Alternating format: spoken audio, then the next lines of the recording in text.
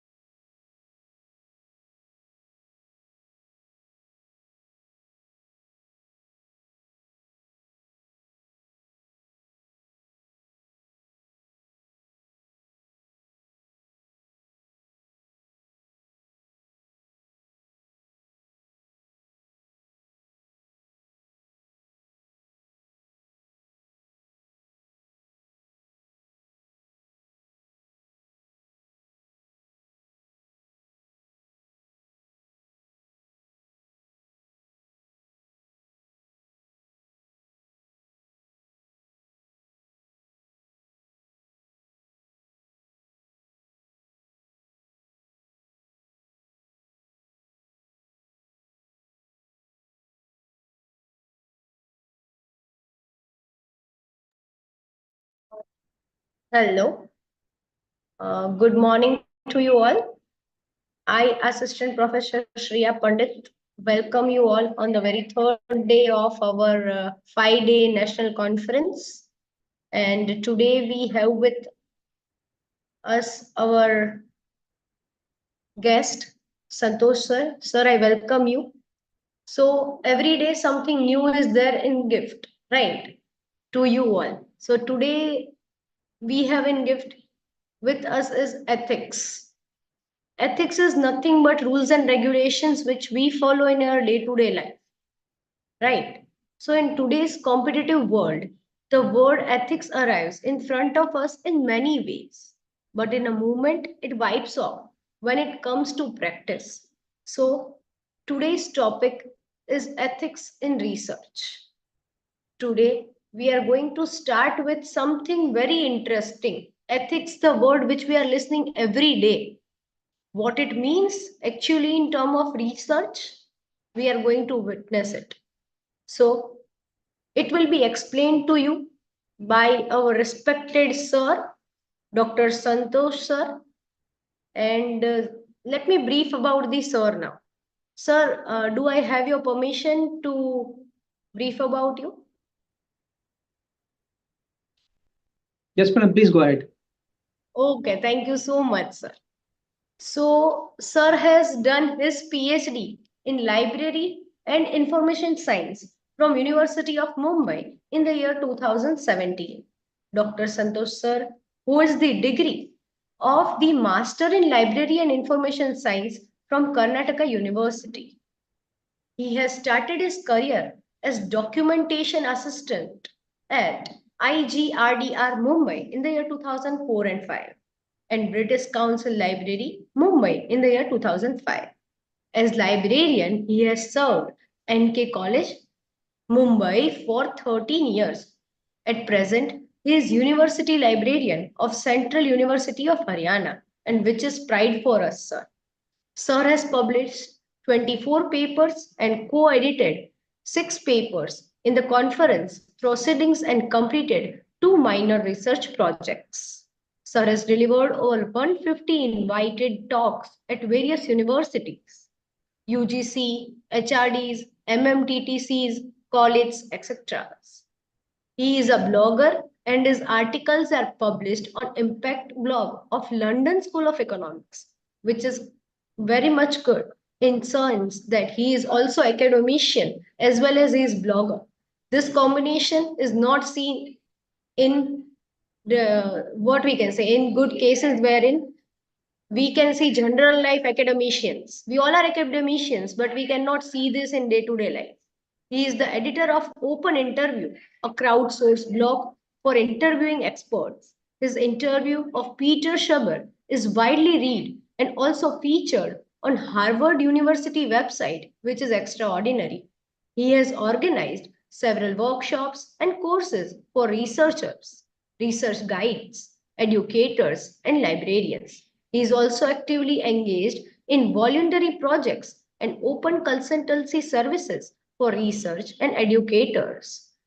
He is the member of Academic Council, ex officio member of the court, director of Publication Division, director at Granth Academy, chairperson in Media and Outreach, senior coordinator officer of Internal Affairs and International Affairs also, nodal officer at NIRF office, coordinator RPE course UGC mandated, former director of IQAC, former head of computer center. So he is amalgamation of everything, whatever we need in a perfect person. So sir, I take pride in introducing you to all of the members who are associated with us. Sir, over to you. Thank you so much, Shreyaji, for the wonderful introduction. Hope our voice is clearly audible. Yes, sir, it is audible. Yeah. Could you please allow me to share the screen? Yes, for sure, sir. Just a moment.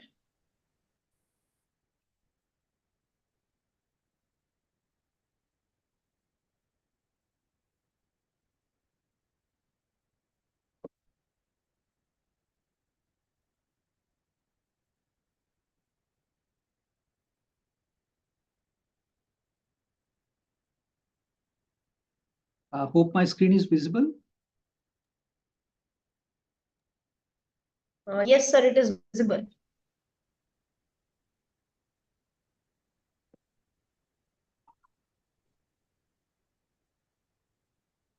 So Shreyaji, thank you so much for wonderful introduction. So before I begin, I would like to thank the in-charge principal of Majithia College, Dr. Reshma, and Vice Principal and Director of IQAC, Dr. Shweta Kumar, and also the organizing team members, Dr. Sheikh, Dr. Ghazi, Dr. Pandit, and all those faculty members who have directly or indirectly contributing or contributed to this 5-day FDP course on research and artificial intelligence.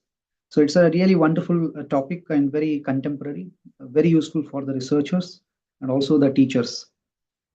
And also, at last, I also welcome all the participants, esteemed faculty members of different colleges and universities across the country. We are taking part in this 5-day FDP program. So without taking much time, so let us begin this presentation. Since you have already attended 2 sessions under the banner of 5-day FDP program, I'm sure you are well versed with what is research, what are the types of research, and all other dimensions of research. Also, you are going to learn different aspects of data analysis or other issues and challenges or opportunities concerning research. So friends, my responsibility is to talk on research ethics. So I have taken the topic as research and publication ethics. You'll be understanding why we need to discuss both the aspect, research ethics as well as publication ethics. And also we'll see what are the important concepts concerning research ethics or publication ethics, and what is the ongoing trend.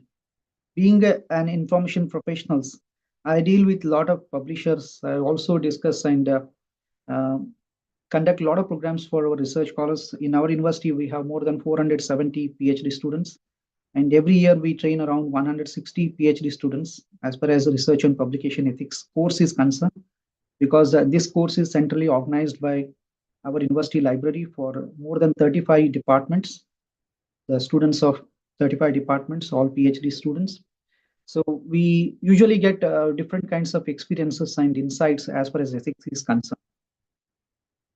So friends, we'll be discussing on basic aspects of research and publication ethics. So we'll be discussing some important concepts that are part of this research and publication ethics. And we'll see what this misconduct, why we call it as unethical practice, why this misconduct word is often used, why we use the term called predatory publication or questionable publications or unethical practices kind of thing. So we'll be discussing about that. So there are some terminologies which are interlinked. There is a difference between them, and there are some terminologies wherein the meaning is almost similar, but the context that defines what is the exact meaning of that particular term. So we'll be discussing about that. So in this presentation, as I said, I'll be dealing with certain concepts. My objective is that you need to get to know different concepts concerning research and publication ethics. We'll be seeing research integrity, what it is, and what are the authorship issues which are really concerned with research and publication ethics. What is conflict of interest? What is selective reporting? What are those predatory journals and publishers? We'll be briefly seeing the trend as far as predatory journals and publishers are concerned, and what is misinterpretation of data, complaints and appeals, and also miscellaneous concepts that I'm planning to cover in this. So as I said, based on my experience with dealing with the publishers, and also discussions and training experience of discussing with lot many researchers and faculty members. So I have listed out these concepts which are very, very important as far as a researcher or educator are concerned. I understand that you all are from academic sector, almost 99% of the participants who belong to colleges and universities. I'm very sure that you must have attended different courses on research and publication ethics. And also, there must be some students or research scholars who are doing PhD, or there could be some senior professors who have already completed PhD, who may be doing minor or major research projects. But I consider that this presentation is required for all, whether you are senior or junior or even in middle professional career or mid-career professional. So why this is required? Because a lot of changes are happening in publication industry. If you read author guidelines or author instructions on different publishers, especially the reliable publishers like the very top-notch publishers like Elsewhere, Springer, Tata McGraw-Hill, or Oxford, Cambridge, Cengage, all these Sage. So you will see a lot of things are instructed to the researcher or a writer to comply with before publishing with their banner or with their journal. So reading author instruction is very, very good practice, whether you are writing papers or not, but at least you will come to know that what a publisher is demanding from a writer, right? So in this instruction, in these instructions, you will find some components concerning ethics also. So how the publishers are dealing with ethical aspect, how they are dealing with complaints and appeals, how they are dealing with unethical practice and plagiarism and many things. We'll be discussing about that later. So in a way, if you see the skeleton of a paper, research paper, you can see different parts of a paper, right? You can take a book, it has got its own format and parts. If you see a review paper, if you see an article, if you see a research paper, every type of document has got its own standard, its own format, its own appeal, right? Its own look and feel, right? So as far as research paper is concerned, I'm connecting to research paper because since this FDP is concerning with research. So we'll be focusing more on research. So if you see a research paper, if you see the skeleton or parts of research paper, you can see the title and authors, affiliation, abstract, keyword, introduction, and all other components of that paper. And at the end of the paper, you can see attributions or references or acknowledgement. So all these things you can see footnote, endnote kind of things. Friends, what I wanted to highlight in this is that each and every each and every component is concerning with ethics, whether it is author or affiliation or keywords or any content or even acknowledgement or references. Every part of this paper is concerned with ethics. How it is concerned, that we'll be discussing in this presentation. So the point I wanted to make here is that you can't ignore any part of a research paper. You can't ignore anything that you are writing for the academic community, because ultimately you are writing for the public. You are writing for the readers because they are going to read it and they are going to do further research. You are going to upgrade their knowledge. And why you are considered as a researcher? Because you know something extra. You know the ways and the standards and the formats and the methods of doing research. You know how to ask question. You know how to verify the fact. You know how to collect the data, how to synthesize it, how to collate it, how to write it, how to compose it, so how to report it, because you are trained and you are expected to contribute something good for the society. So that is the reason this research and the research community, academic community, they have got a lot of responsibility as far as research is concerned. So as far as a research paper is concerned or research endeavor is concerned, uh, all ethical aspects are concerned with that. So what all unethical or ethical practices are concerned with that, that will be seen later. So before I start my presentation, let me set a background so that you understand as what is happening in the area of publication misconduct, in the area of research misconduct. I'll be sharing some random cases so that you understand as what is the seriousness of this particular issue. If you ask me how many fake journals are there, how many questionable journals are there in the world, if you say that there are 1 lakh journals which are authentic journals, so this New York Times paper says that equal number of journals are there which are fake. So the point here is that so equal number of research journals are considered as questionable or fake journals. Now, friends, this is another report or another news that is reported in Nature magazine or journal, you can say. So Nature is a very prestigious uh, um, periodical, so you know that. So in this, it is reported that hundreds of scientists have peer reviewed for predatory journals. Now you may ask me this that how come a scientist peer review for a predatory journal despite knowing the fact that the journal is fake? Now, friends, this is not about uh, knowing the fact that the journal is fake. Many of the scientists, even scientists, they fail to recognize whether the journal is authentic or not.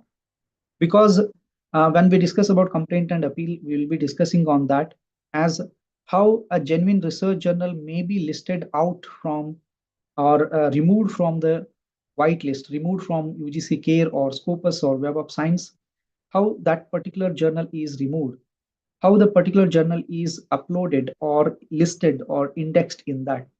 So in general, it is seen that even the scientists, not all scientists, even some scientists also fail to understand or recognize whether the journal is qualitative or not.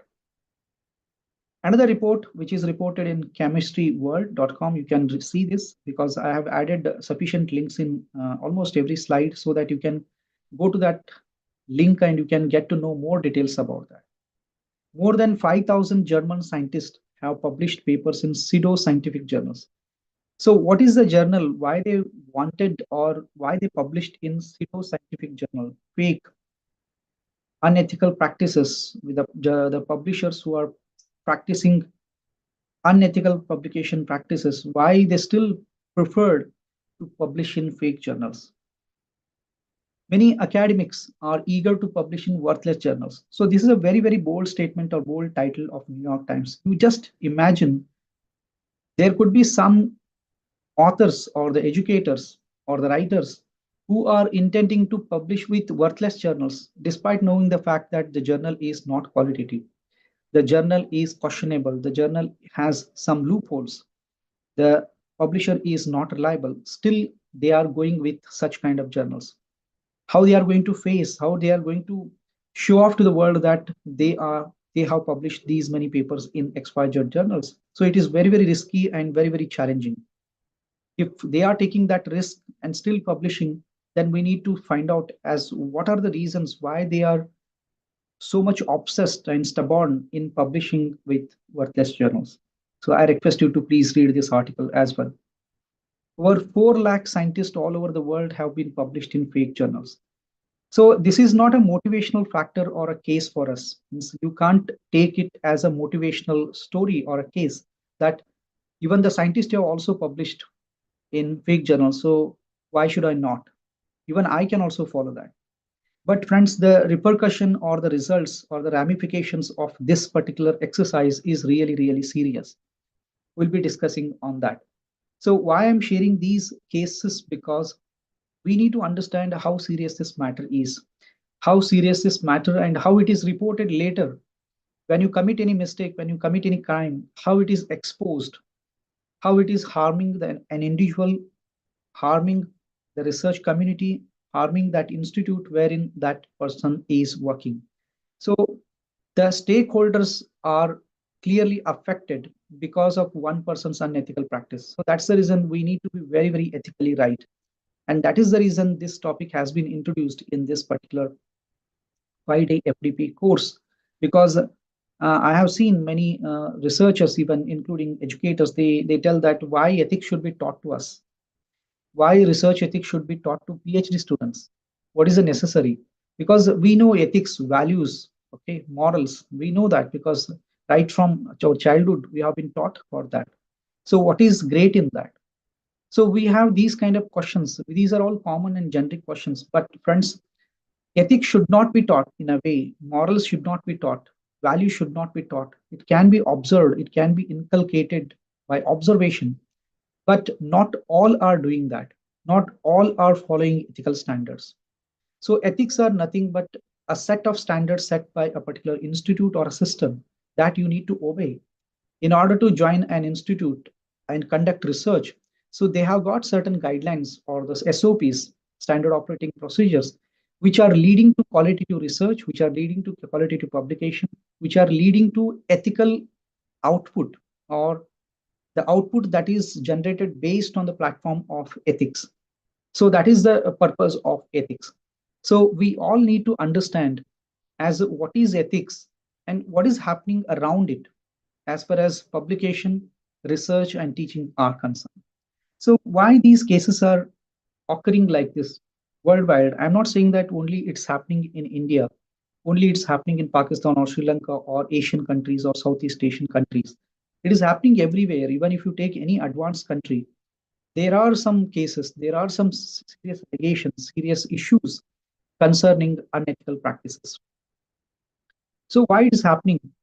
So it is obviously it is seen that many of the researchers, they do some mistakes or they commit some mistakes unintentionally. They were not aware of what is right and what is wrong. They simply reported, they simply experimented, they simply published. So they do not know a particular aspect of research. They do not know particular aspect of taking permission.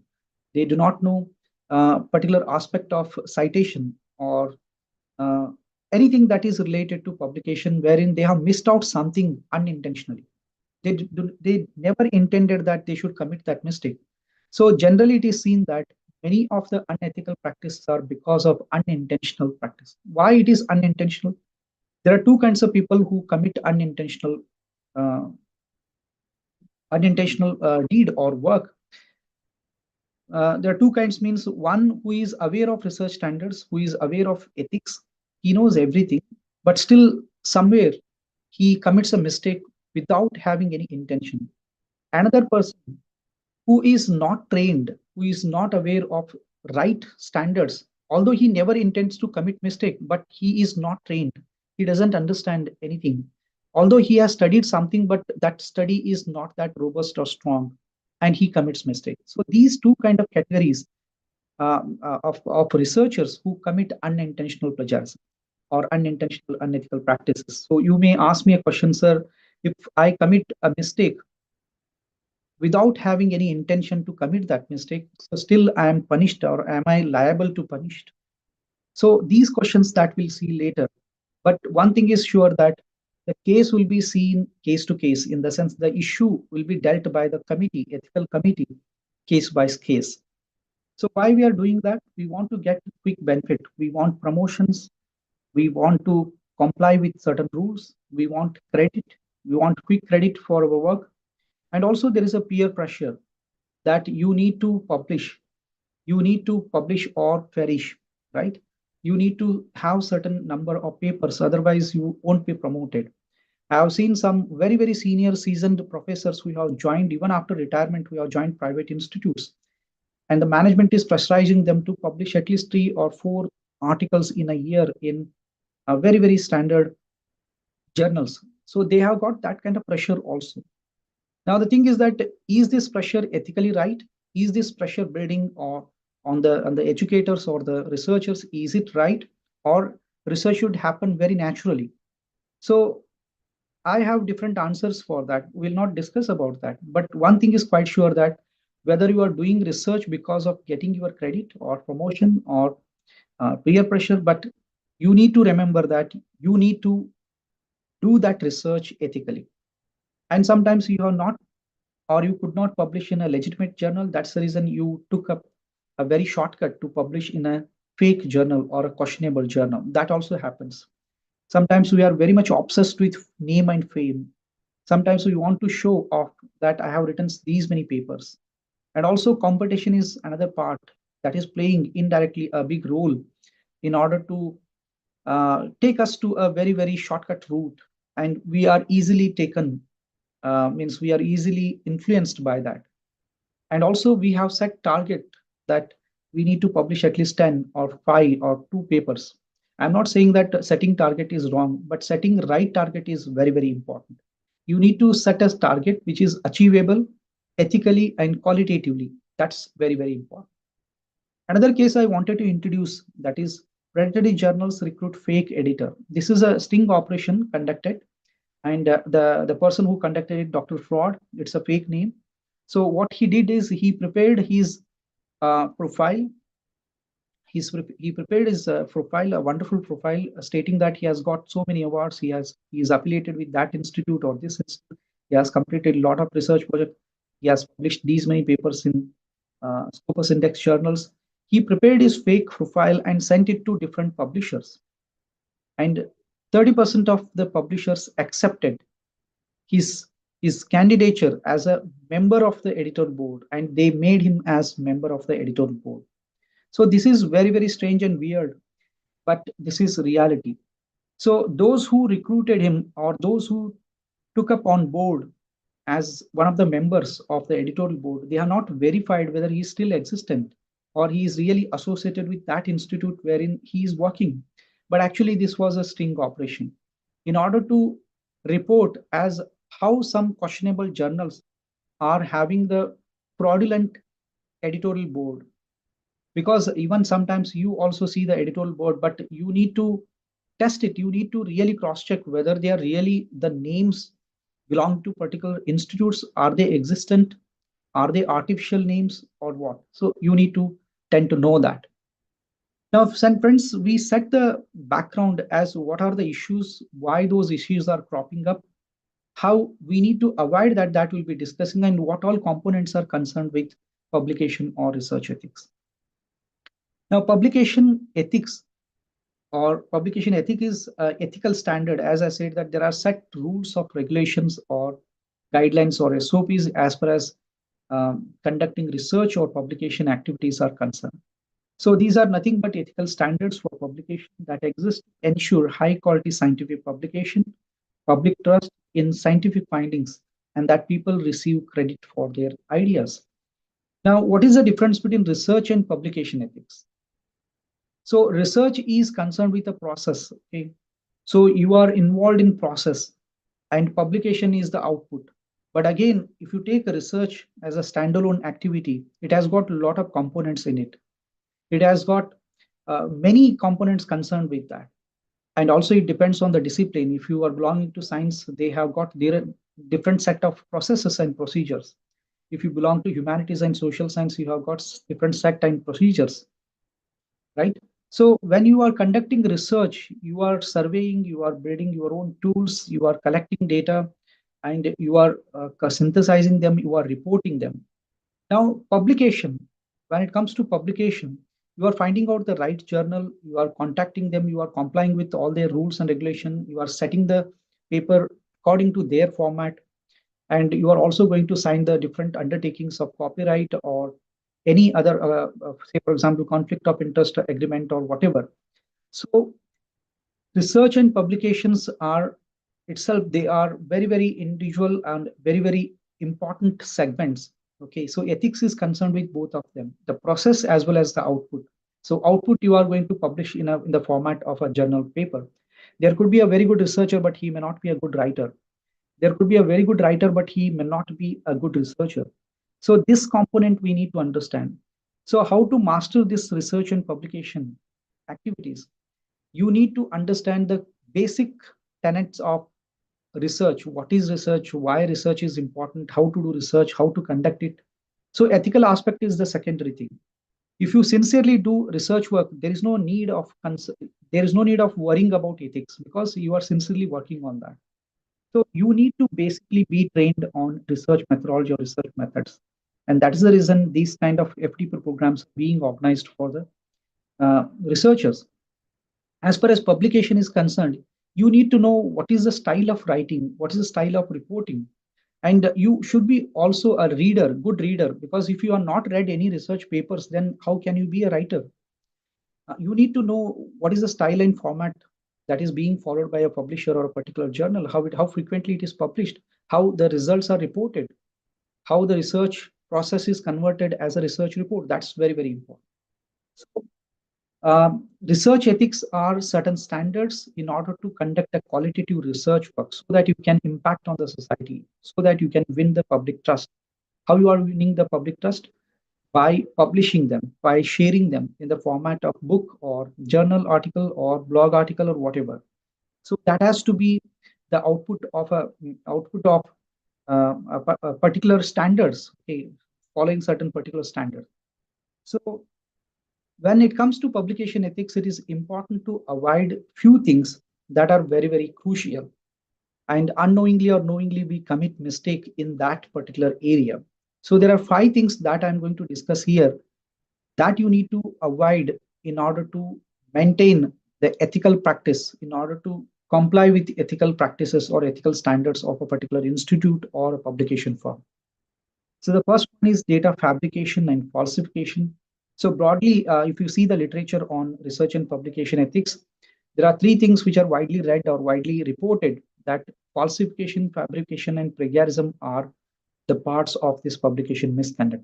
However, I have added some more components in this and we'll be discussing on that.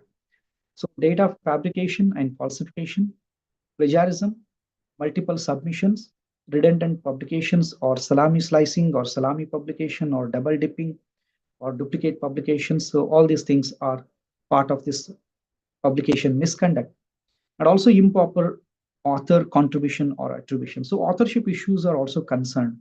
Attribution or the citations are also concerned with ethics or misconduct. So that we'll be discussing. So friends, as a learner, as a participant of this FTP program, I request all of you to please stick to certain guidelines, find out certain best practices as far as publications or research work is concerned. You may be very, very well versed with research methodology, but you may not be knowing what are the set standards, what are the format you need to comply. For example, a simple standard that you follow is for citation, you may follow APA standard. Why you are following that? Because we want to maintain the uniformity. When you publish that paper in a journal, all the articles are following the same standard. So even it concerned with the body of that particular research paper. So that research paper has to follow certain, has to have certain standard or a format. That format may be given by the research institute, or the format is given by an academic institute or a publisher if you are aiming for publication. So in a way, you need to know certain standards and guidelines of a particular institute or a publisher.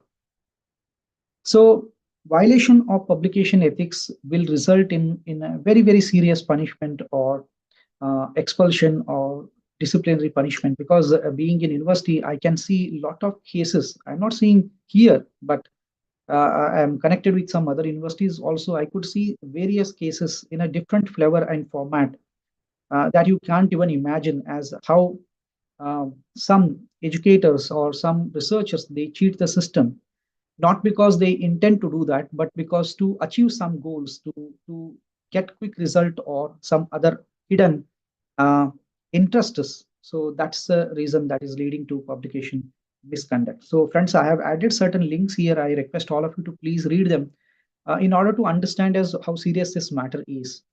I'm sure you all are ethical researchers or participants valuing the ethics, but still you need to know what is happening in the world, what is happening in the academic and research world, especially when publication sector also, because we are in a way concerned with publication also. So publishers, publications, publication industry should also be the part of this academic ecosystem, because if we do not know how they are publishing, because they are the people who are the mediators who are bringing our research to the world. So we should know what they are expecting from the research community, what standards they are following, what publication standard setting organizations are demanding from the publishers as well as from the researchers. So we need to know about that. So what are the penalties? Different institutes have set their standards or the guidelines as far as dealing with unethical practices. If you see Indian Institute of Science, this is an example for you. You can see how they deal with some misconduct or some unethical practices, as how they punish or what kind of disciplinary action they take on a person who has committed mistake. And generally, you all know that we have UGC regulations 2018 on promotion of academic integrity and prevention of plagiarism in higher education institutes. You are aware of the penalties that are imposed for um, failing to failing to prepare a report which is plagiarism free. So they say that if it is 10% similarities, then there is minor similarity. For minor similarity, there is no penalty. But if it is above 10 or above 40, above 60, there are different disciplinary actions that has to be taken by an institute.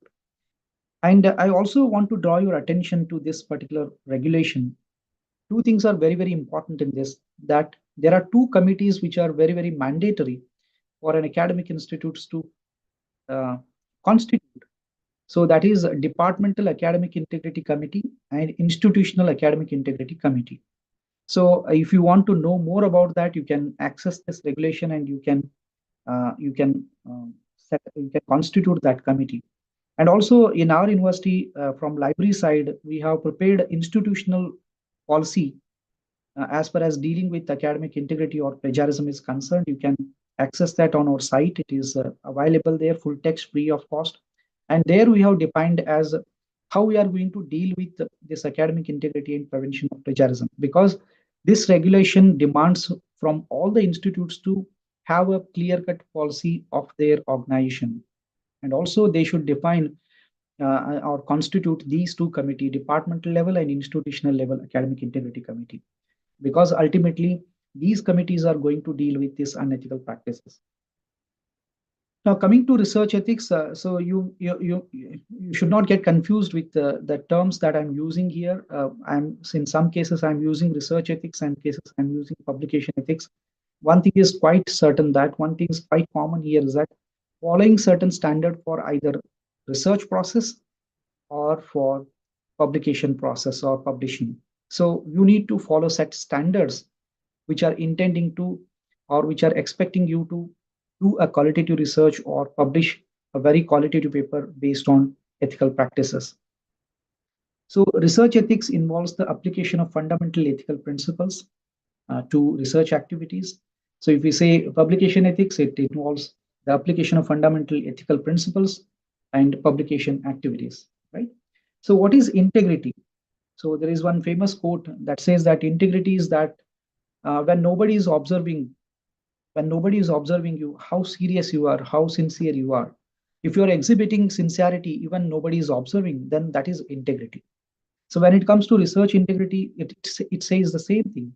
An active adherence to the ethical principles and professional standards, although there is nobody who is watching you, and it is essential for the responsible practice of research because you have the responsibility of bringing out the right research product from your side because you are not writing it for your credit, you are not writing it for getting promotion or payment or honorarium or remuneration or award or degree or anything, because ultimately you are writing it for sharing with the society, sharing with the community, sharing with the field or the professionals who are going to read it, who are going to increase their knowledge, who are going to upgrade their knowledge, who are going to add on something by writing their own articles. So that's very, very important. So we all have got a lot of responsibility as a teacher, as a trainer, as a learner, as a researcher, as a writer.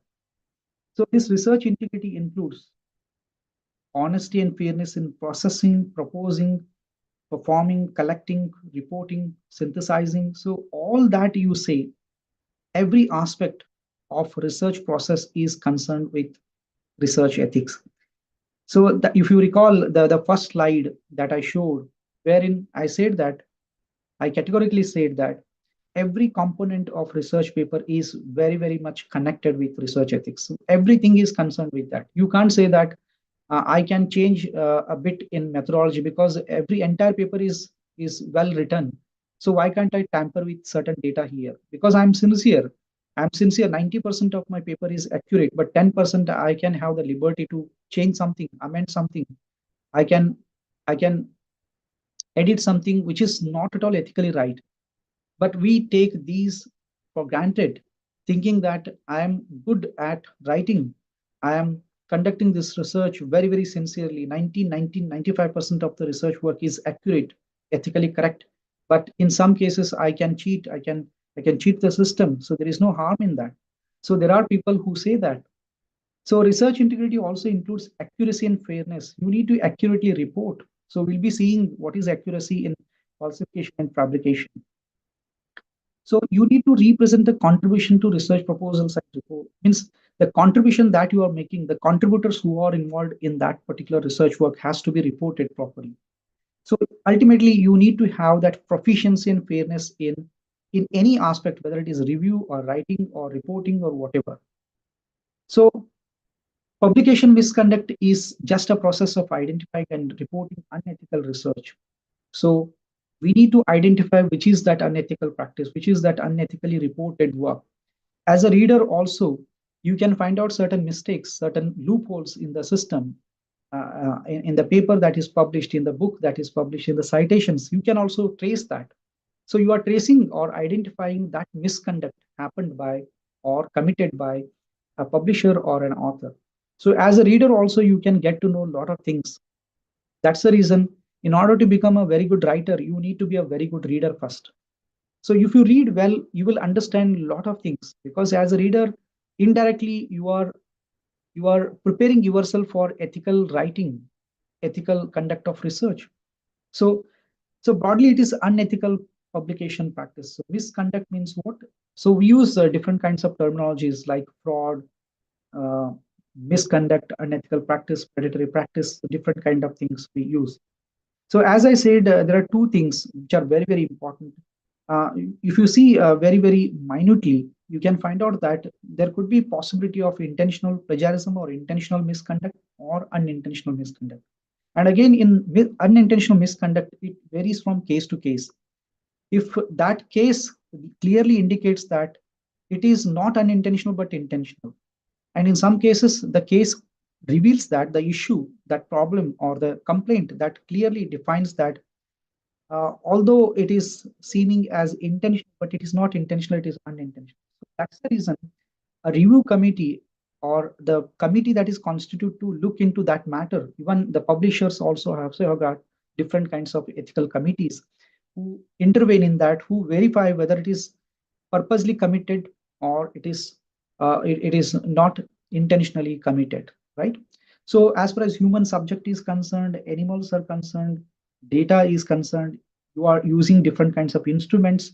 As far as your affiliation is concerned, in all these things, uh, you need to be very, very serious, because you can't say that you have written everything properly, but you have not taken permission to into some people like prisoners, or taking samples from the animals, or experimenting in the lab, or also there are some legal issues concerned with the funder, but still you have reported. So a lot of aspects are related to that. So there could be a paper which is well written, which has been highly cited by many readers or the writers, but still there could be a possibility of some mistakes concerning legal issues, permission related issues. So that's the reason the publisher may receive complaint and appeal to remove that paper. So don't think that you have written a wonderful paper, but there could be some component which you are not paid attention to, like taking permission from the funder to publish that, because funder has already given you funds, or the institute wherein you are doing research, there could be some very, very micro issues or delicate issues, so that you are not taken care. So all these aspects should be taken care. So don't think that ethical aspect is concerned only with conducting research. It is also concerned with a lot of other things. That is the reason I request all of you to please check the author guidelines or author instructions. Those are put up by the different publishers, especially if you read the author guidelines of very, very popular or very, very top notch or authentic publishers, you will get to know what they expect from us, what different things expect from us. So I'll be showing you some cases also wherein the paper is written well, but because of certain issues, they have been removed or they have been rejected. For example, the entire paper is really good, but the citations, there are some mismatches. There are no tally of those references that you are cited, both in text and text citations, as well as the citations that you have put at the end. There could be chance that you have not followed the citation standard to prepare that list of citations. Also, you have not written the abstract well, but the paper is really good. You have not reflected the issues that are concerned, very, very serious issues that you have reported in your paper, but that is not reflected in abstract. So that's the reason that paper is rejected. Although it is not unethical practices, but what I wanted to highlight here is that every aspect is very, very important. That's the reason you need to take a lot of time to write a paper. There are some educators or the teachers or the professionals who say that I write 2 or 4 papers every month. So it is not like cricket, or you are just scoring 6 or 4, or you are scoring 100 kind of thing. So in research, you can't say that. Research requires a lot of patience. Research requires a lot of quality time. Research requires a lot of hard work as far as validating, checking, verifying, reporting. So all these aspects require a lot of time. So again, informed consent is also very, very important. Sometimes we neglect that. We take a group of sample for granted. Say, for example, you are interviewing or you are conducting a survey of poor community, illiterate community, mentally retarded people, prisoners, okay, women, children, retired personnel or retired people. So in a way, you need to find out from where you need to take permission, whether the permission is really applicable here or not. Where should I announce something as far as permission is concerned? Should I say something? Should I use some footnote or endnote in my research paper? So should I mention in methodology? So what are the scope and limitations? So all these things should be taken care. So that's the reason disclosing all these things, declaring all these things. Sometimes you must have taken some funds from a company, and your paper is related to the area of that company or the field of that company, wherein you have positively reported few things. So for a reader, for an evaluator or a publisher, it should not seem that you are purposely praising that community or the corporate firms who are producing this kind of products. So there should not be any conflict of interest in this case. So that is the reason initially you need to declare, you need to assume that there could be a possibility of conflict of interest if I simply publish it. So that is the reason you need to use the acknowledgement, or you need to use the end note, or you need to put notes at the end to inform as how this is not conflict of interest kind of thing. Now, we need to discuss all these aspects related to publication misconduct. So I'm Sharing these aspects, we are discussing one by one to understand different components of publication misconduct. Plagiarism, friends, plagiarism is a very serious issue because now we are using AI technology also. Now it has become very, very challenging task for the academic institutes as well as for the publication firms, as well as for the reviewers and even the experts to evaluate the reports, evaluate the papers, because now AI is on the platform. Now many are using AI tools. So whether to use it or not, how to use it, all these issues are also again matter of concern, and it has got its own discipline, its own you can say wise as far as using AI is concerned. We'll be seeing some cases of different institutes also when we talk about AI. So you know that plagiarism is using others' words or results published work without appropriate citation. You are not citing it, you are not acknowledging it. So this may include using one's own published work also. You can't say that I have used my own paper. I have used one paragraph of my paper that I published in 2020, and there is no need of giving citation because this is my paper. So we have these kind of myths and misconceptions as far as citing our own work is concerned, and that's a serious issue. It is considered as self-plagiarism. Even if you are citing your own past paper or the paper in process, you need to cite it properly. For you, that person is different. Although you have written that, but you need to consider that paper as a paper written by somebody else. So all you need to do is you need to cite whether it is your paper or your component or your paragraph or sentences published in different year or in the past. So that's very, very important. So we take this for granted, assuming that it is my own work. So why should I cite it? Why should I show that it is already published? So let me hide it. So that's a serious issue, and you should not commit that. You need to cite it properly, right? And another meaning of plagiarism is based on the plagiarism detection software. The plagiarism detection softwares are not detecting the plagiarism; they are detecting the similarity, the similar text, right? So it is just detecting the similar text and reporting that how much percentage of your research paper is similar to the text that is already there in the database. So we have labeled it as plagiarism detection software, and it is popularly used also. But although it is not plagiarism detection software, it is similarity checking software.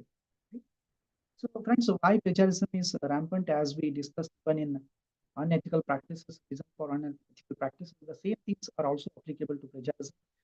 Our promotions are linked with publications. We want quick results and degree. There is a lot of competition. That's the reason I need to publish more.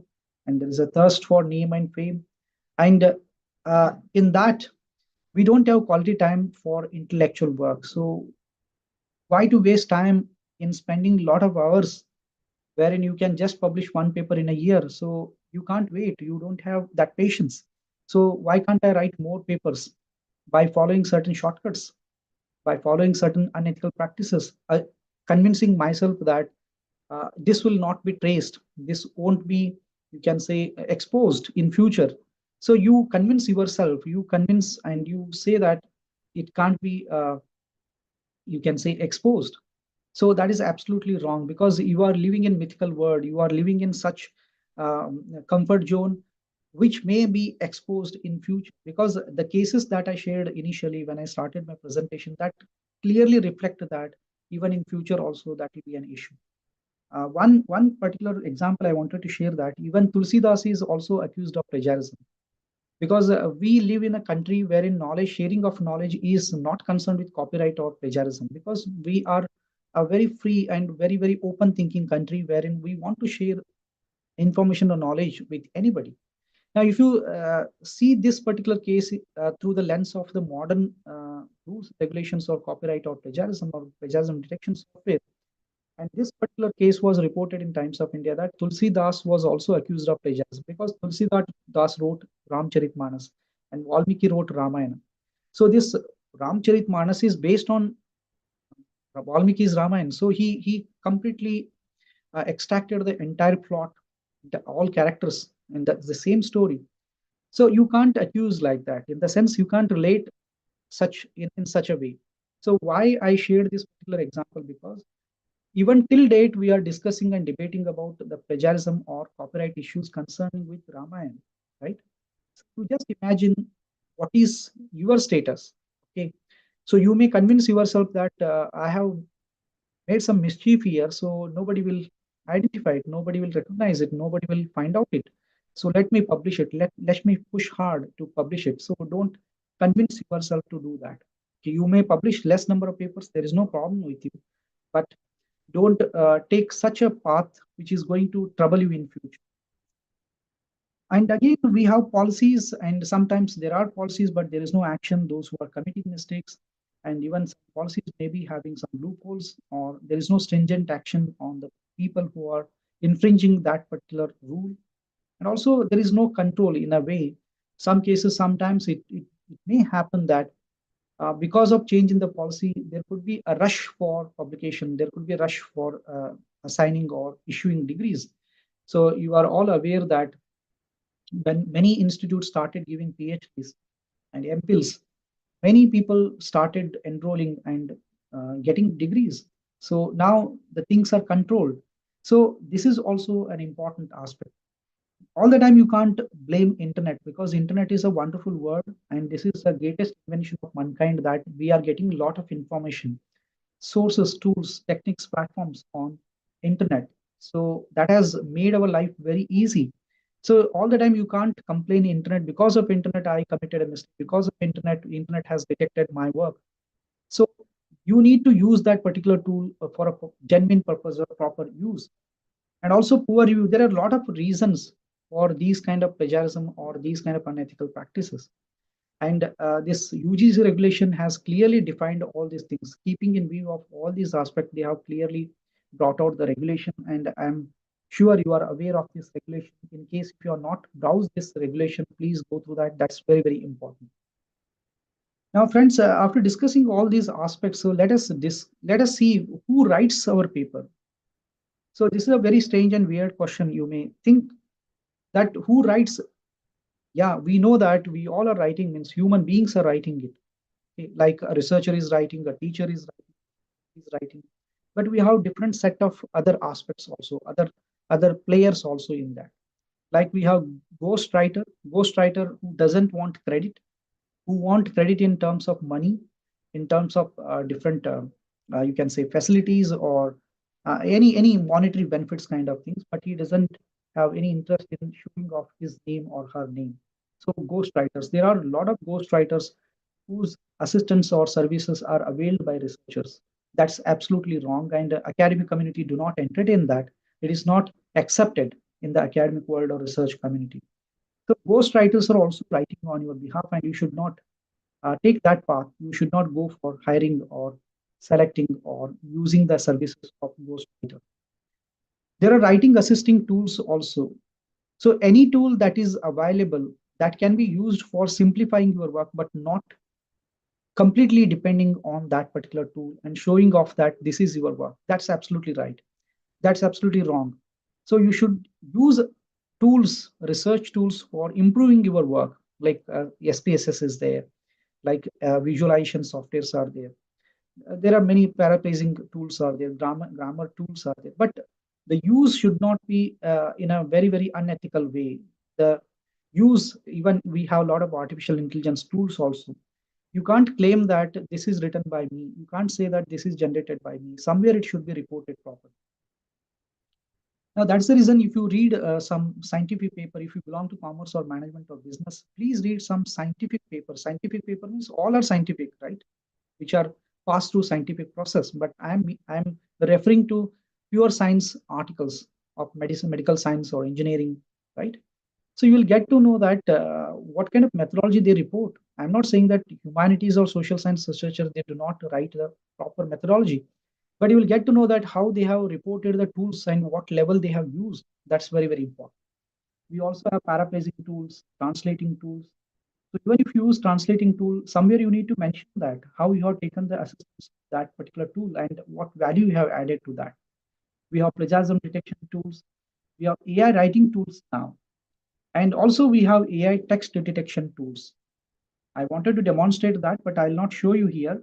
But one thing is quite certain, that you all know that how AI can also be a writer and it can write papers for you. It can write a paragraph for you. It can write an abstract for you. Now here you need to take a pause and you need to check as how far you are going to use it, means what should be the limit for that. So that is very, very important. I'll just share one scenario as how the researchers are cheating the system. For example, you are copying a text from Wikipedia or any website, you are pasting it in a Word file and you are uploading on plagiarism detection software for checking the plagiarism. And it shows that 90% or above 80% or 70% because you have simply copied the text from a website and you have searched on um, plagiarism detection software. And obviously it is showing you 90% or above similarity. And later on, what you are doing is you are pasting that same text in ChatGPT or any AI tool or AI writing tool, and you are asking, you are giving a prompt to rephrase it for you. And it is rephrasing, and then you are copying that rephrased, paraphrased text, and then you are pasting it in Word file, and then again you are checking for plagiarism. And the plagiarism software says that it is 20% similarity. This is the very, very simple and common exercise. Okay, usually it is found that this is a very, very simple trick the people use or the researchers use. I'm not saying that all researchers do that, but some people intending to cheat the system, they are using that. This is a simple process. That now the onus is on the reviewer to really find out whether this is written by this author or not. That's very, very difficult, and that's the reason, friends. Now the responsibility of an educator or evaluator or an expert or a publisher or editor or reviewer has increased, you can say twofold or threefold, means the responsibility has really increased to find out whether this text is really written by the, the researcher or not. Now coming to AI tools, there are different AI tools are available to write, ChatGPT, right? But nowadays, still that is still this AI, as far as the research or writing is concerned, still it is in primitive stage. A lot of experiments are taking place as far as technological intervention or innovation is concerned. And we could see some examples of AI writing detection tools also. They are detecting whether you have used AI tool to write a paper or a paragraph or a sentence. Now it can be detected. If you take an example of Turnitin software, they have got a feature, AI feature in that. Once you run through that particular software, it shows that where is the similarity. And if you click on AI feature, it will also show you whether you have copied any text from AI tool or not, and what is the percentage of that. So gradually, friends, I think 2 years down the line or 3 years down the line, you will be having very robust AI writing detection tools also. So in a way, there is a freedom, and also there is a condition, or there is a boundary, or there is a mechanism or a technical tools which are going to check whether you have really misused the freedom, whether you have really misused the freedom or not. That is being checked by the technology itself. Now, before we discuss more about plagiarism, let me show you some cases as how the research organizations are weaving them.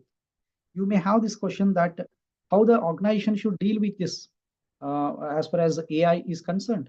I'll be showing you this particular website. This is Iowa University, right? So here also they have written sufficient literature on how the researchers should take care of AI and how they should use AI tools in the research work.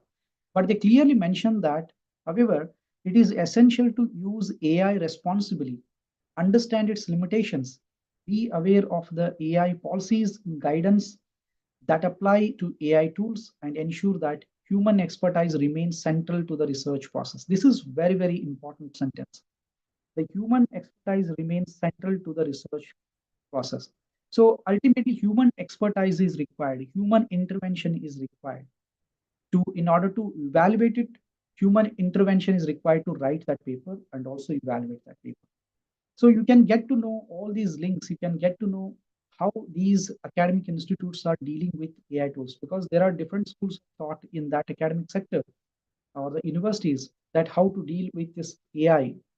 And also there are some guidelines. So that's the reason some universities have prepared the guidelines. I'm showing you some best practices or how the Western universities are dealing with this AI. It is University of Utah. So you can see guidance on the use of AI research. So they have prepared a list of questions. Can AI be listed as an author? No. Can AI be used in writing and developing manuscript? So you just read this process, and they clearly mention that how the authors are responsible, how they should responsibly take up the help, but also follow the certain standards. Can AI be used in writing grant applications?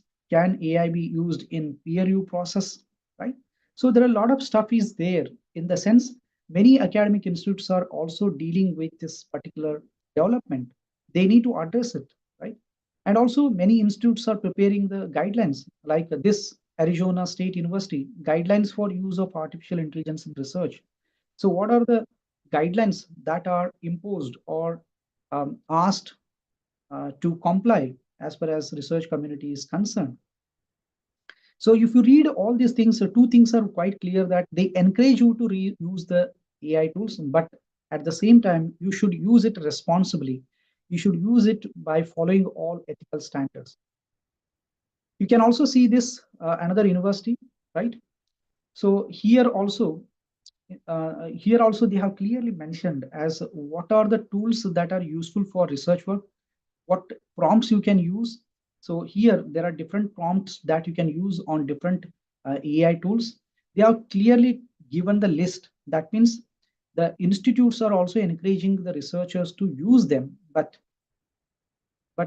not at the cost of violating certain rules or ethical standards or any guidelines or standard operating procedures. So these are the examples. I have not added these links in my PPT, but I wish to share here. So if you could uh, copy them, so that would be really good. I'm just sharing these links. Hope this would be of help to you. Let me copy some other, since I have not included these in my PPT, so I'm sharing these links. So you just read this in order to understand as how this matter is very, very important. So hope my screen is visible and my PPT is visible to you all.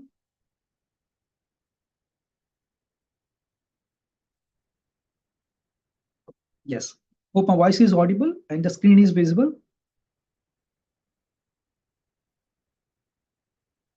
Can anybody confirm?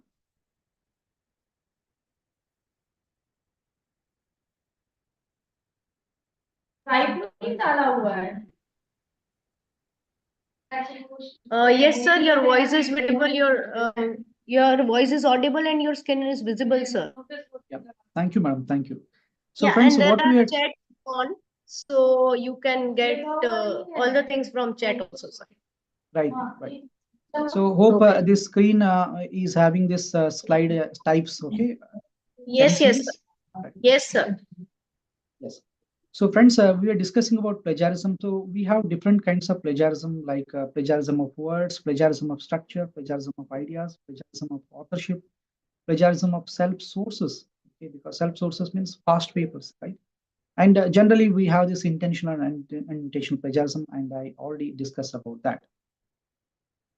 Now, how we are intentionally plagiarizing, we are just simply borrowing ideas, because you may think that ideas may not be caught by anybody else, because these are ideas. Somebody was speaking and I picked up those ideas and I have written in my paper. But even if you take ideas, you should cite them. That's very, very important. So if you do not cite, then that is a deliberate practice, deliberate plagiarism.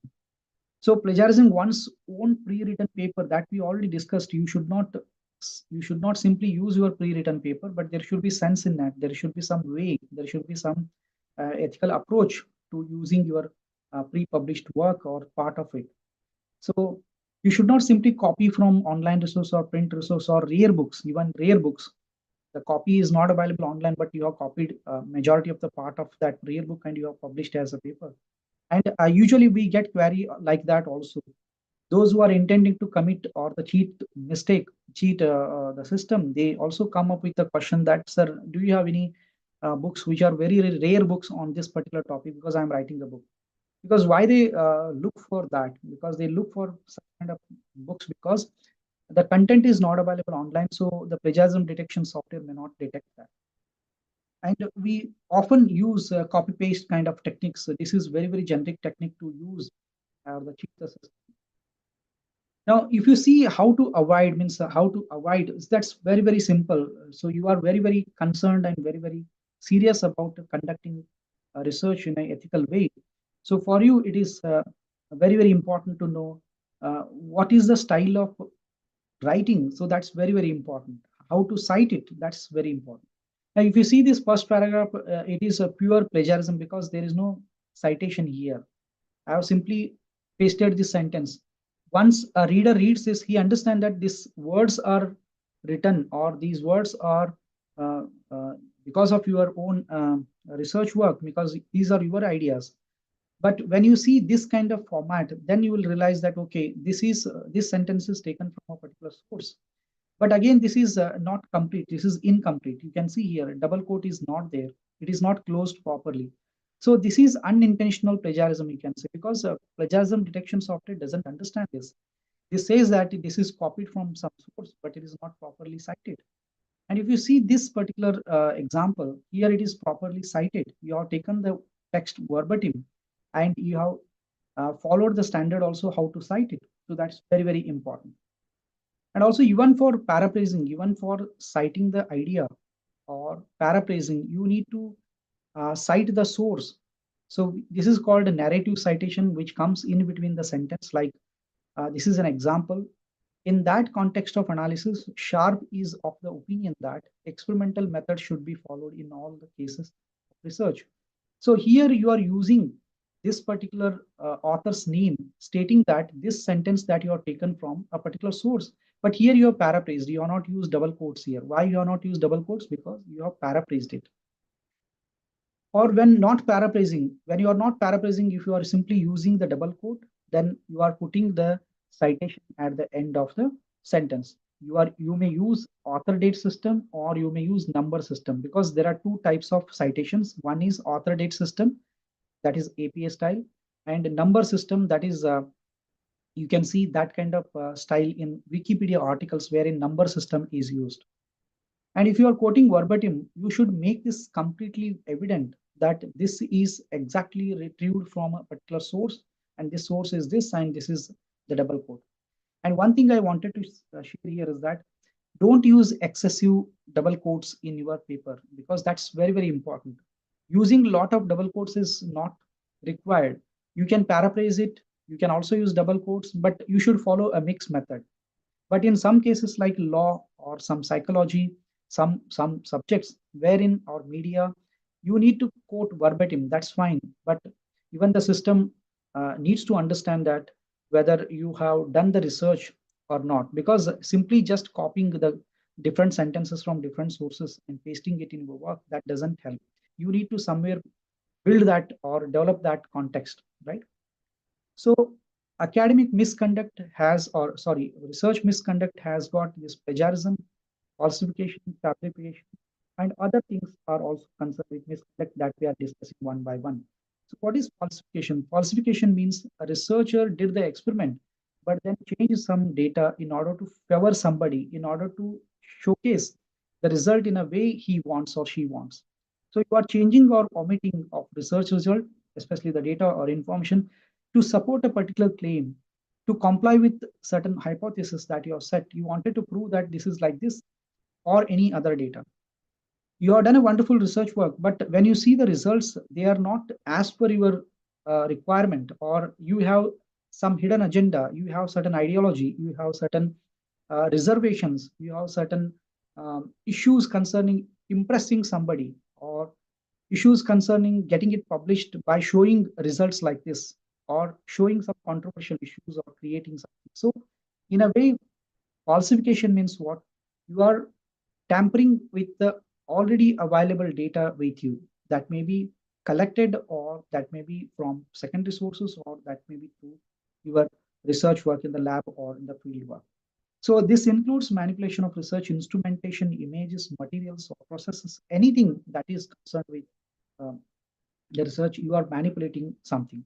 So friends, these are some reports wherein it is reported in these science magazine and even nature magazine that what kind of issues are reported. So what this nature has brought in. So you can see the extortion attempt involved in retracted papers. University finds that researcher falsified data supporting 11 protein structures.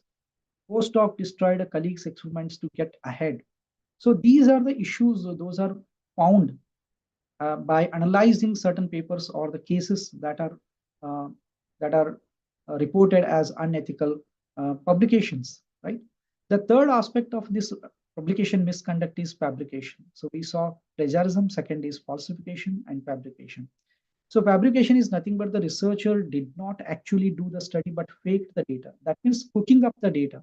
You are generating, you are inventing that data.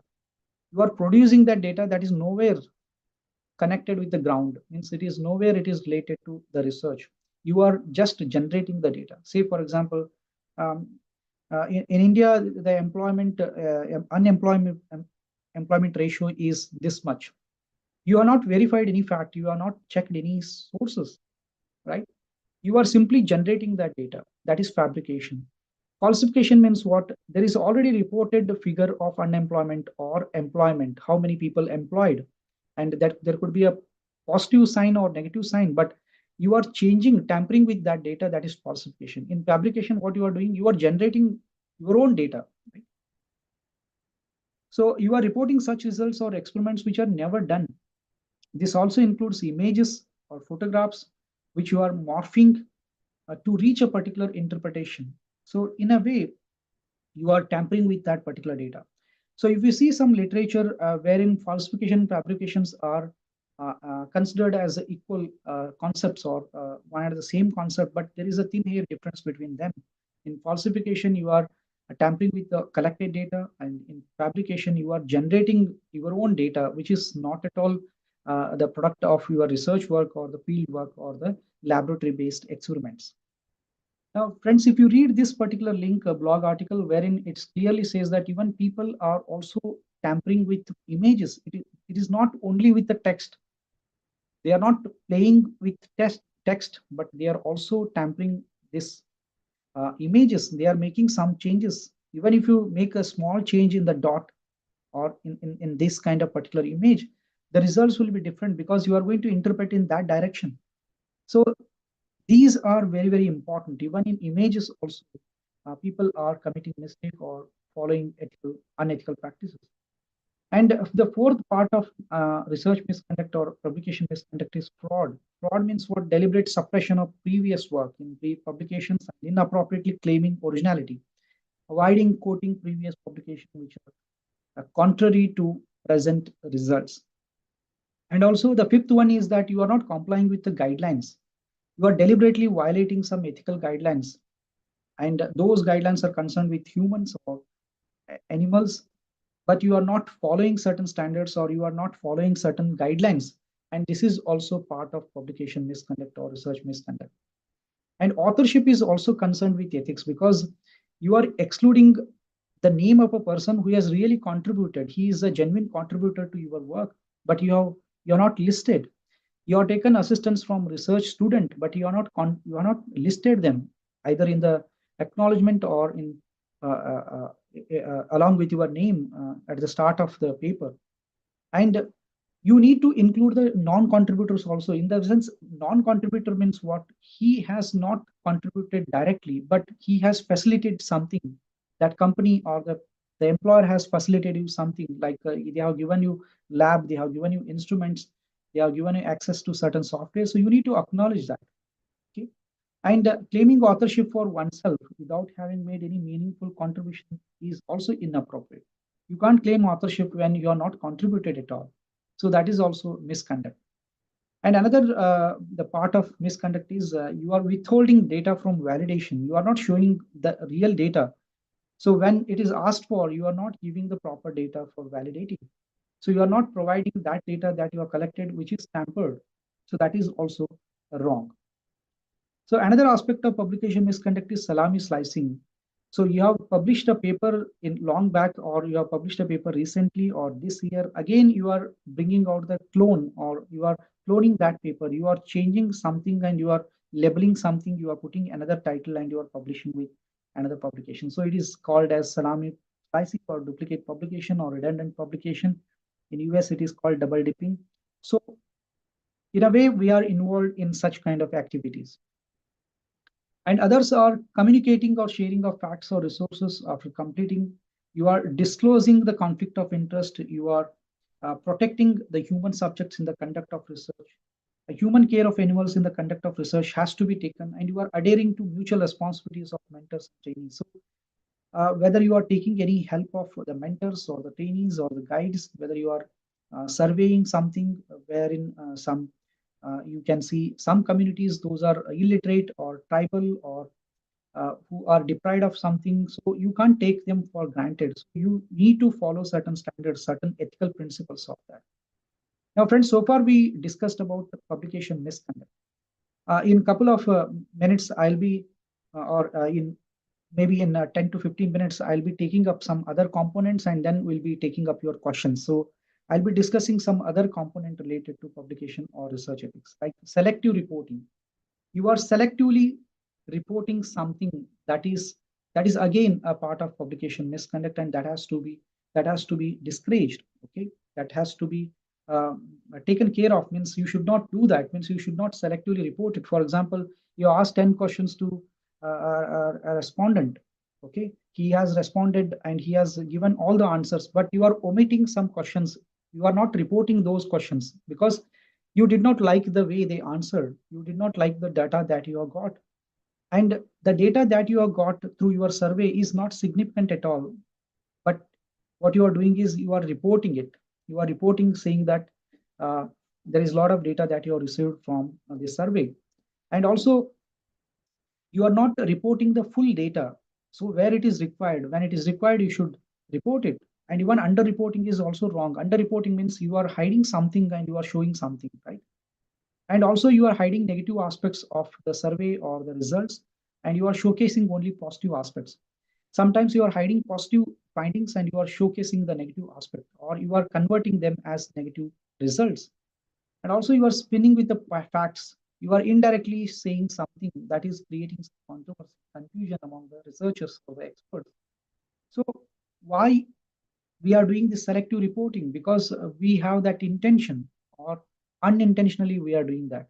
So that you need to identify whether you are unintentionally committing that mistake, you did not report it properly because you are not aware, or you skipped some data, you omitted some data unknowingly, or you have that intention because you have certain prejudice mindset. So if you do that, then it leads to bias. It says that it is a subjective approach. You are very, very subjective as far as reporting the matter is concerned. Another key concept of research ethics is misinterpretation of data. You are misrepresenting or interpreting the data. Again, it is concerned with falsification and fabrication. You are reporting in a deceptive manner so that result will be as per your wish. Okay. There is also a concept called data phishing. That means misusing of data analysis. Either you are increasing the result or decreasing the figures. So you are phishing, you are playing with that, or you are showcasing such graphs or images which are not reliable. You may not be reporting in words, but you are showcasing in a graph format. You are showing the trend that it is uh, it is just falling down, or it is raising like anything. It is raising up. So that is also again misinterpretation of data.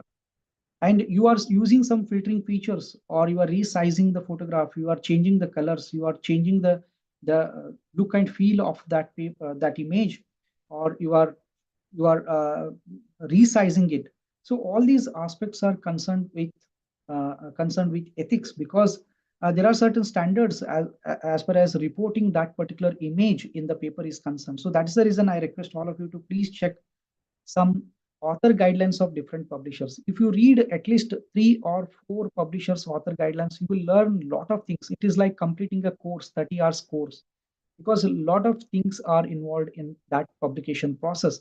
So publishers have brought in a lot of requirements they demand from your side. And many of the researchers, they do not feel like publishing with that publisher who is asking so many things from you. But friends, please remember that if a publisher is asking so much, or so many restrictions or so many conditions, then assume that that publisher is very, very genuine. There are some publishers who say yes to everything. Whatever you ask, they say yes to everything. They are very liberal.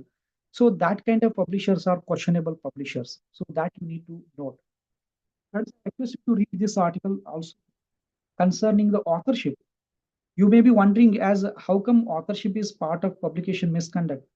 Why authorship is discussed? Why authorship is included in this? Because authorship is also one of the serious issues that is being reported by many publishers. Publishers are finding it very difficult to deal with the complaints and appeals concerning the authorship. So when you collaborate with a person who is not significantly contributing, and if you are not reported or if you are not listed them, the person may complain to a publisher saying that I contributed my name is not there. He may complain to an ethical committee. So these issues crop up unnecessarily. So that's the reason. Please note that even authorship issue is also one of the very, very important and serious issue as far as ethical conduct of research is concerned. So if you see this particular case, you will understand a lot because it speaks volumes about the issue. I need not discuss about that. Academics in South Korea caught naming kids as co-authors. Just imagine how come South Korea has got this kind of trend. The practice was probably used to improve the children's chances of securing a university place. I call them as visionary people, or I call them as very, very hopeful people who are thinking that their kids will join any university as a researcher or a research student or a faculty. And they are joining or they are including their names in the research paper. Just imagine how serious this matter is. So, this matter is concerned with authorship. So, you can check on online authorship issues or authorship ordering. So, these are the standard concepts of research and publication ethics. And friends, three authors are not acceptable in research. Those are ghost authors, guest authors, and gift authors. Ghost authors I already have discussed. They are giving you service, but they are not expecting you that you should list out their name in the paper. They are charging you some amount and you are paying for that. Guest author or honorary or mutual authors who make no distinct contribution in your paper, but are listed to help increase the chances of publication. Because you know certain people who are very, very well known and you wanted to add them. Okay. Either you may take their permission or you may not. But sometimes it also happens that some people have purposely used the top-notch scientist or very, very well-known authors, and the authors do not know about that. The scientists do not know about that somebody using their name. So this is called guest or honorary author or mutual author. We are not contributed. Gift author means you want to impress somebody. You just want to add their name, although they have not worked with you, although they have not contributed much. So that is also another issue. Another important concept of research and publication ethics is conflict of interest. Conflict of interest is discussed in a different flavors and different varieties on different terms like competing or conflicting interest, conflict of commitment, dual commitment, or conflicting loyalties. So you can check these links. I have added some supporting documents also in that. So to easily understand what is this conflict of interest. For example, you are writing an exam and your supervisor is your relative or your father or your mother, okay, or your aunt, okay. So they are connected with you. They are your relative or somewhere they are directly connected with you, and you are giving an exam wherein he is a supervisor.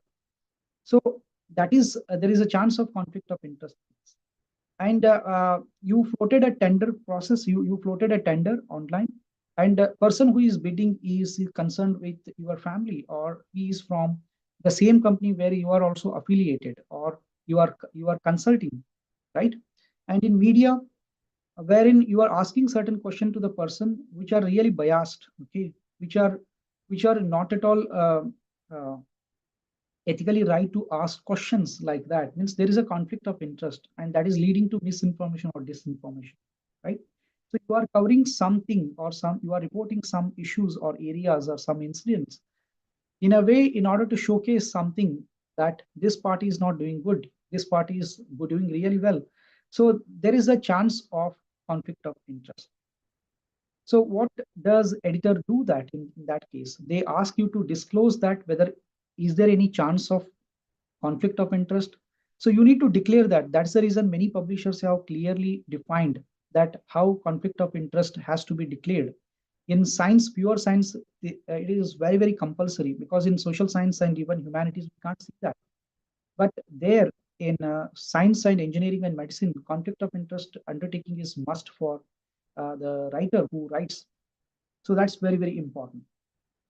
Now, I request all of you to please go through these links as what to do if a reviewer suspects undisclosed conflict of interest in a submitted manuscript, what to do if you suspect a reviewer has appropriated an author's idea or data, what to do if a reader suspects undisclosed conflict of interest in published articles. So you need to disclose whether there is any chance of any conflict of interest or not. Say, for example, you have been funded to do research on a medicine, okay, and that funder is owning a medical, you can say the company who is producing a lot of medicines, and you are positively reported in that paper that these kind of medicines are very, very important, and these are very, very genuine, and in a way you are connecting with that funder, but there is no relation in that, because you have done a genuine research work. So in that case, you need to clearly declare that although it is funded by the so and so party or so and so company, and the reports are also positive in nature.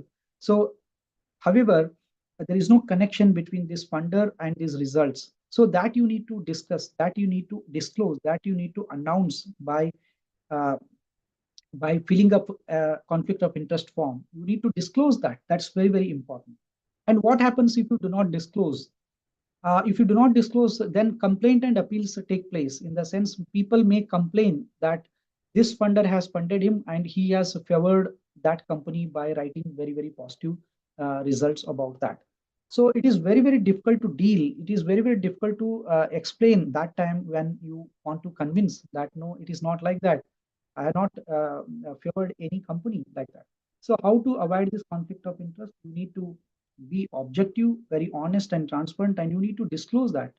Okay? So if that kind of conflict of interest arises, you need to discuss with the expert. You need to inform this ethical group. Also discuss with the editor as what are the solutions for that. Also, you need to discuss with the funding agency. So you need to cross-check whether you are really informed this conflict possibility of conflict of interest or not. So whether you have mentioned this footnote in your manuscript or in disclaimer or not, that you need to look for. So if you are not done, or if you are writing any paper, you need to take care of these aspects. So another third aspect of third component of this publication misconduct is complaint and appeal. So the simple meaning of complaint and appeal is that complaint is a serious complaint, accusing something, complaining about some issue. Appeal means you are requesting to remove that paper, to remove that line, remove that sentence, or withdraw that paper, or whatever. Means you are just appealing, you are requesting that. Complaint means you are giving justification, a lot of justification. You are complaining because of certain issues. This paper has to be retracted, this paper has to be removed. So any individual or whistleblower who comes across an act of research misconduct may make a complaint in writing. Appeal may be understood in this way also, that you are written a paper but you are reported wrongly, then you are going to appeal to an editor saying that please withdraw that paper. You are just appealing, you are not complaining, because you are just appealing to remove that paper. You are also appealing the publisher that somebody has helped you a lot, and you have not listed their name. So you are appealing the publisher to include their name also in the paper. So this is called appeal. Complaint is a hardcore complaint wherein you are seriously alleging something. Okay? So what happens when a publisher takes this complaint and appeal? They usually forward this to a committee who is looking for, which is looking into this research related or ethics related issues, and the inquiry takes place, and they go for phase-wise inquiry. They may form a committee, or whether it is an institute or a publisher firm, there could be an internal committee or external committee or an open committee, and they deal with a lot of diligence and care, uh, thinking of all these aspects of publication misconduct or research ethics, and they take a decision, and they ask the author to comply with certain things, or they may impose penalties, and later on you may appeal against that. that the punishment or the penalty imposed on you is not right. So you can justify by sending an appeal. So here I have given an example of Sage publication. You can see how to appeal for a publication decision. Say, for example, your paper is rejected. So you can appeal. You can't complain. You can appeal that how your paper is really genuine and how it should be published. I have given you another example of Springer here. So you can see what are their guidelines as far as dealing with appeals and complaints are concerned. I also request all of you to please check this website called, don't know I have closed it or not. I'll just show you. Yeah. Committee on Publication Ethics. This is a standard setting organization. So you can see here what are the cases, what are the latest trends related to complaints and appeals. What are the guidelines they provide you as far as dealing with complaint and appeal? What are the flow charts to understand what is this complaint and appeal? Okay. Right, discussion documents, forum discussion topics, seminar and webinars, e-learning, a lot of materials are there. If you simply type in plagiarism in this search box, it will show you a lot of cases, lot of solutions for plagiarism. So this COPE is a standard setting organization which is followed by a lot many standard publishers who follow their standards. So I request all of you to please check this website. And you need to identify the fake journals also, like they have fake address. There is no proper editorial board. There are a lot of mistakes in the text. There is no contact detail. There is a false metric saying that it has got this much of impact factor. They are hidden their address. There is no publication policy. There are no instructions. There are no article processing charges that is clearly declared. So these things should be checked. So it is very, very easy to check whether this is a questionable journal or not. So only thing is that you need to start reading. So there is no fixed definition for predatory journals because they have different tactics and ways to publish a paper. And usually you can see they lie, means they do a lot of marketing. They send you a lot of mails saying, asking you to publish your paper with them. So they say three lies. One is pure lie, second is creative lie, and another is third is white lie. Pure lie means they say that they have got impact factor and they have been listed in Scopus and Web of Science. It is completely fake.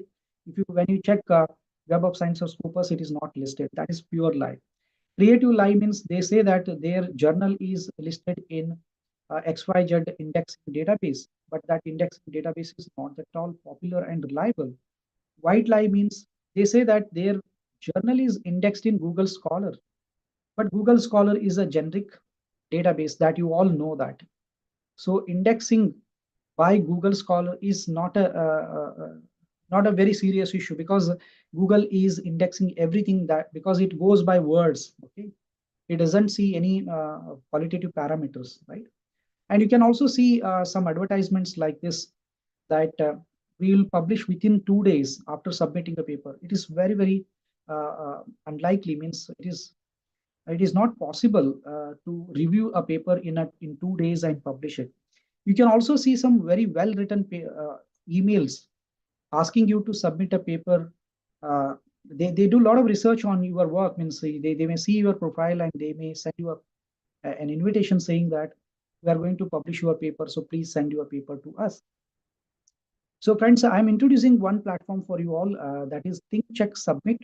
So this is a very good platform. It asks you certain questions, okay, whether you are really writing good paper for a right journal or not.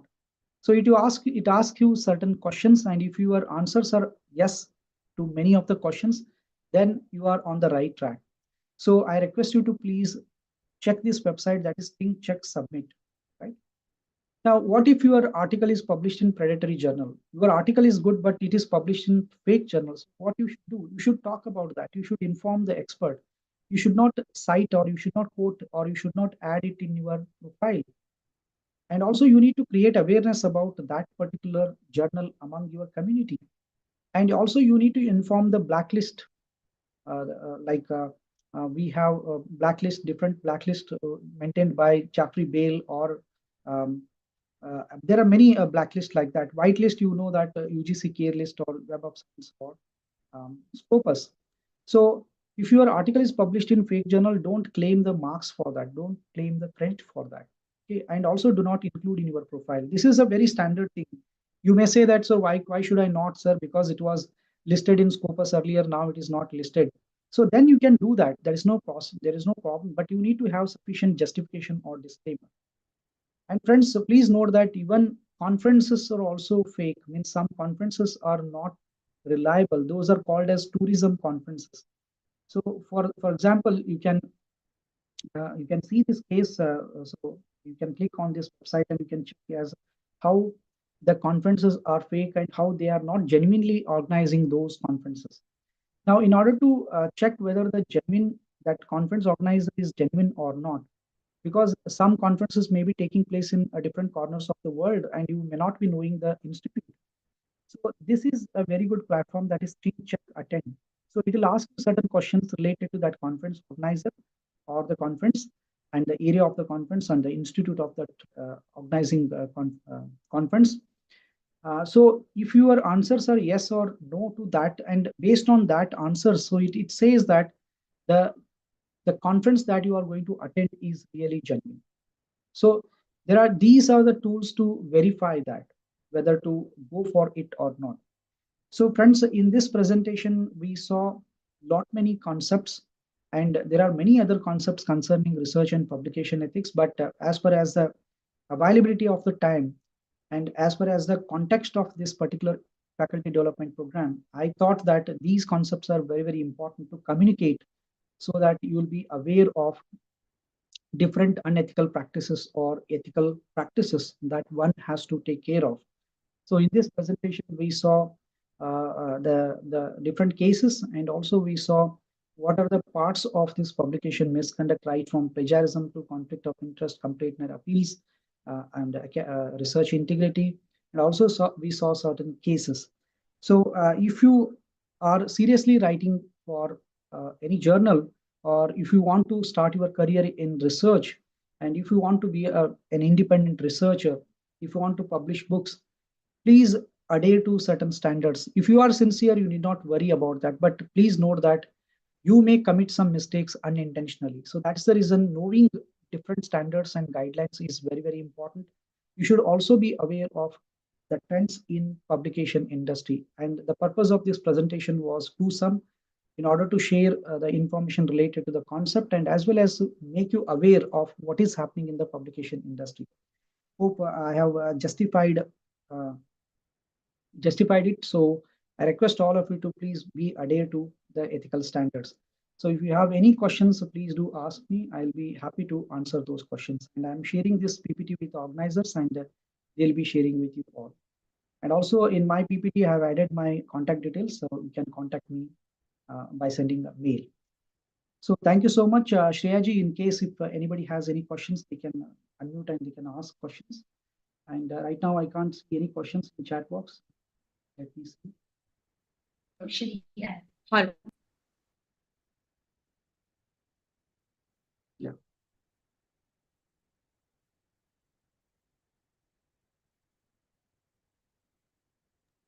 Hello. Yes, All the participants, Shabina ji, are thank you for requested your to wonderful post words. any query in the chat box if they have. Shabina, Participants can also unmute and ask the questions.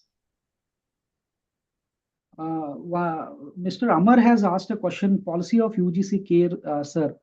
Actually, they have some protocols. They call it as protocols.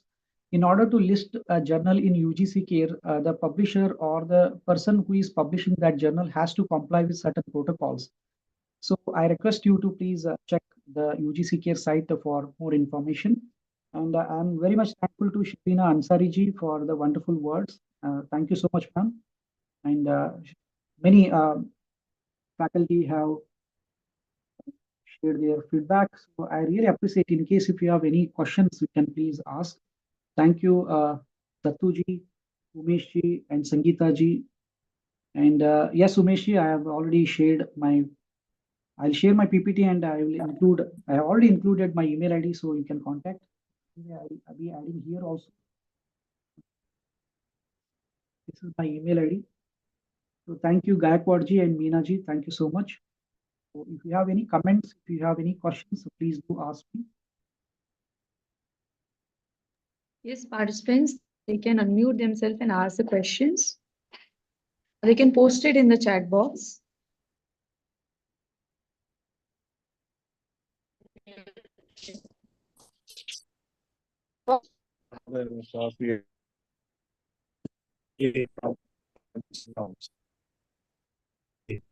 अभी 5A बोला है ना, ये rules of recognition निकाला मैंने, ये वाला 5. I'm very happy that even although I completed my presentation, but still 91 participants are still live. So thank you so much. It shows that how serious you are in this subject and in this FDP program. Thank you, Datuji, for wonderful words.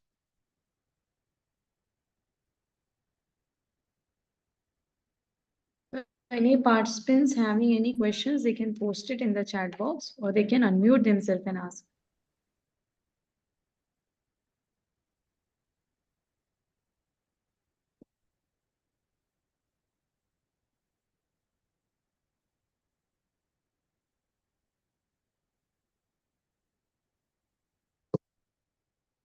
Thank you, Sangeeta ji. Thank you so much.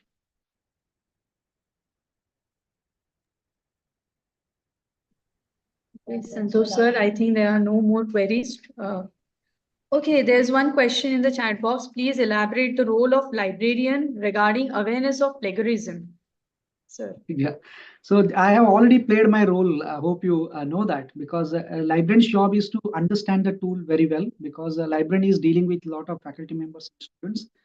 So the job of a librarian is to understand the tool very well, and also understanding different dimensions of ethics, plagiarism, academic misconduct, research misconduct, or publication misconduct.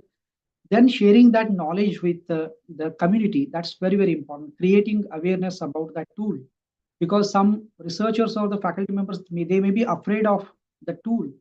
They may be having some misconception. So librarians are the right people who can create right awareness. And we all got a lot of responsibility as far as creating awareness about the ethical conduct of research, and as well as suggesting or endorsing certain research tools. So there's one question from Amar Kulkarni, which is a good plagiarism software and how can we self-check plagiarism free? Amarji, it's a very pertinent question. The first question is which is good plagiarism software? There is no such good software in the market, but what you can do is that based on the survey or based on the feedback, what I suggest is Turnitin is good right now. Turnitin is it's a top one plagiarism detection software. The thing is that it has got a lot of literature in their database. It cross verifies for similarity index, but it's a costly affair. So day for yesterday only we renewed that software. It is costing us more than 12 lakh rupees. And last year means 2023 we submitted around 7,000 research papers or 7,000 documents. So total submissions from our university. In 2022 it was just 4,500. So it is based on the usage. So Turnitin is a good software, I can say. And as far as free software you asked, but I do not endorse using any free software, because we do not know whether they are going to save that paper in their database or not. Because when you use any free software, when you upload your document which is not yet published, they may save in their database. I'll give a small justification or example. When you download any application in your mobile phone, they simply ask to give you all the permission to access your photographs, to access your audio files, to access your content or the text, and you are allowing that because you want to use that application. So anything that is freely available, it should be taken, it should be considered with a lot of caution. Okay, so I do not encourage being a professional. I do not encourage using any free software. But if you want to learn, you can just paste and you can learn like that. But when you are working on any research project, so don't do that. Don't use any free software. This is my experience and my suggestion. Shyamji has asked us, now there's one more question. Which is good. Yes, deliberate, which is good. See, every software has got its own positive and negative points. So it is up to you, means how you are using it. So we can't claim that this is the best software, but generally it is seen that if you see the market share as far as users of Drillbit and users of Turnitin, we are using both Drillbit and Turnitin.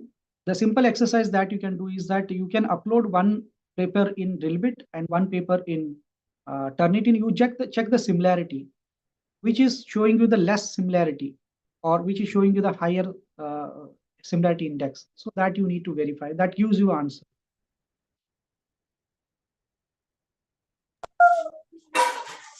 Any other question to anyone? They can unmute and ask.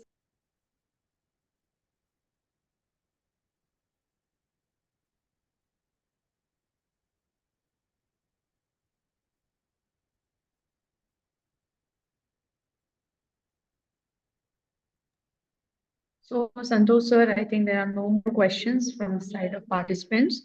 So, I would like to thank our speaker for today's section FDP Day 3, that is Ethics and Research. Santosh sir, sincere thanks to you for your today's wonderful PPT presentation. Your expertise has illuminated us and we value your significant contribution. Thank you so much, sir, for delivering such a stimulating and informative presentation for all the participants. And on behalf of Niranjana Majithia College of Commerce, a sincere thanks to you, sir, and all the participants for listening and asking the questions relating to whatever PPT has been presented by sir. So thank you so much for your involvement. All the participants are requested to fill up the feedback form. It has already been forwarded in the chat box, the feedback link. So that link is open only for 1 hour. So it's a request to all the participants to fill up the feedback form within 1 hour. Thank you so much, sir, for being here and guiding us a lot, and all the participants. Thank you, everyone.